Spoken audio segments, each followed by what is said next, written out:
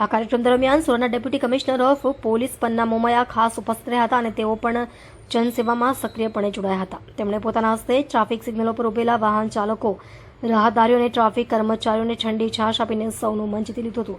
આ પહેલ હેઠળ શહેરના વિવિધ ચોક, 4 રસ્તાઓ પર ટ્રાફિક પોલીસના જવાનો દ્વારા લોકોને મફત છાશનું વિતરણ કરવામાં આવ્યું હતું। ગરમીના કારણે થતી તબિયતની તકલીફોને ધ્યાનમાં રાખીને ટ્રાફિક પોલીસનો આ માનવતાભર્યો પ્રયાસ સમગ્ર વિસ્તારમાં ખૂબ વખણાયો છે। ડીસીપી પન્ના મોમયાએ જણાવ્યું હતું કે ગરમીમાં લોકોને મુશ્કેલી ન પડે તે માટે ટ્રાફિક પોલીસ હંમેશા તત્પર છે।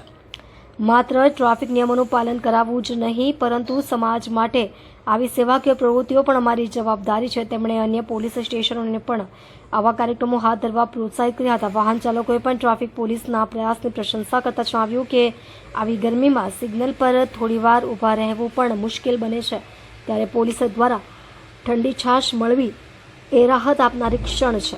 સુરત ટ્રાફિક પોલીસનું આ સરાહનીય કાર્ય શહેરભરમાં પ્રેરણારૂપ બની રહ્યું છે। ગરમી વધવાના કારણે સુરત શહેર ટ્રાફિક પોલીસ દ્વારા બપોરના 1 થી 4ના સમય દરમિયાન ટ્રાફિક સિગ્નલ બંધ રાખવાનો નિર્ણય લેવામાં આવેલો છે અને મોટા મોટા જંકશન્સ ઉપર શેડ બાંધીને ટુ વ્હીલ વાળા ચાલકો એની નીચે ઊભા રહે, જેથી સીધો તડકો ન લાગે એની પણ વ્યવસ્થા કરવામાં આવી છે। અને વધુમાં આજથી હવે દરેક જંકશન્સ ઉપર છાશ અને પાણી વિતરણ કરવામાં આવે છે। ટુ વ્હીલ વાહન ચાલકો તેમજ જે ચાલીને જતા હોય અને જે મજૂરી કરીને સાયકલ ખેંચીને લઈ જતા તમામ રાહદારીઓને અમે લોકો અહીંયા છાશ અને પાણી વિતરણ કરીશું, જેથી કરીને એ લોકો ગરમીમાં લૂથી બચી શકે।